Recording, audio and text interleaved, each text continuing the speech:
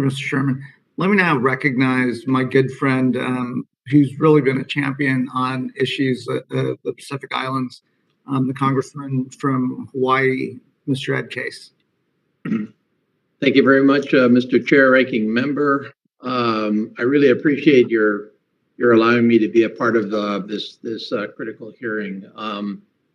I think, as we've all recognized, just recognizing the Pacific Islands and showing up even in a virtual hearing like this is critical to our presence in the Pacific Islands. And I really am grateful for your partnership and in founding and maintaining the Congressional Pacific Islands Caucus, which you both of you are co-chairs of, and as well as in introducing and forwarding the major bills that we're pursuing from honoring Oceania to the Blue Pacific Act, which are both moving at this point, and I think are responsive to many of the concerns that our witnesses have raised here. So all of that is a good, solid start, but a lot of work still to be done, obviously.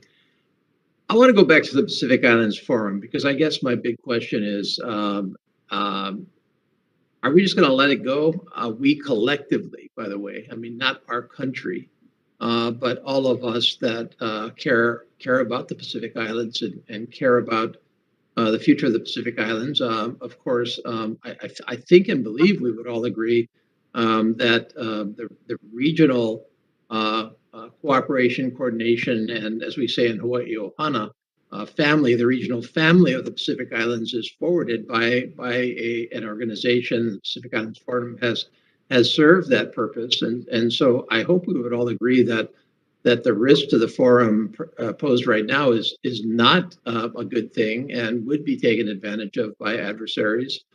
And yet I think I hear a little bit of a disagreement among our panelists as to whether we should just let it go or continue to work to try to hold it together. So, Ambassador, are you still able to comment on that? Is it too late for the forum, or do we need to consider alternative approaches with the forum? And I agree with your comments, by the way. I don't personally want to see it replaced by 3 sub-regional forums, kind of sub-forums, although I guess they might have some advantages, but not in replacement for an overall forum style approach.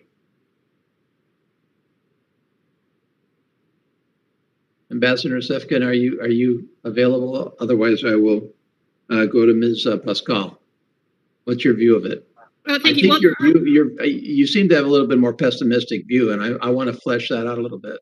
Yes, and I should be clear. I'm not saying abandon the forum. I'm saying that it's looking like the forum is becoming what it was essentially originally, which was the South Pacific Forum. So it would be the countries of Melanesia and Polynesia, and then Micronesia separate. So it's not saying get rid of the forum. It's saying, but there are pan-regional organizations like the SBC or SPREET, for example, that do knit the countries together. What we're talking about mostly is kind of a political cohesion in terms of things like, for example, China.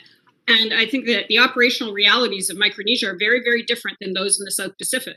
So there is an argument to be made that you can strengthen the family by giving different members of the family more control over their own say. The voice, as we saw with the vote in the Marshall Islands, you speak to anybody who's sitting in one of those embassies in Washington, they feel like they never got their voice heard. And if they don't get their voice heard, we don't know what their problems are. And if we don't know what their problems are, we can't help them resolve it. Australia and New Zealand were acting as an intermediary for that messaging.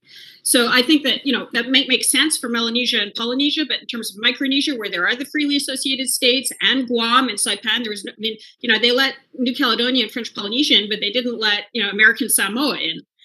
So I think that there is an argument to be made that actually the region becomes stronger if you've got that political grouping division, but then with things like training and collaboration and stuff that goes through the SPC or goes through SREET. Okay, Mr. Lloyd, do you have a view on this? Well, I don't think we should let it sit, but it would take nor do I. Some nuance in terms of how we engage. And part of it is we're not a member in the way that we can influence from within in a direct fashion. So it's indirect. And what it would take for us is to work closely with, other parts of the region to try to help them realize that when they're divided like this, that they all lower their volume of their voice, and that they should work together. This would take a process, and it would take a lot of face to face. That's very difficult with COVID right now. But I agree with you. We should not just set aside. We should try to actively get them back together. Well, we're not a member, but it seems to me we've been awfully passive about it. And that's the distinction. I mean, we can not be a member. We can respect the decisions of the Pacific Islands on how to work through the forum related issues. Mm-hmm. But we obviously have an interest in a regional organization that works. And my concern is that sometimes we've been too passive on trying to work with everybody to see whether there's a way out of this, as opposed to just letting the forum fall apart. So that's perhaps my concern there. Anyway, my time has expired. I really appreciate it. Again, Chair and Ranking Member, and all of our witnesses that I've worked with very well already in terms of the Pacific Islands. This has been a great hearing. Great. Thank you, Mr. Case.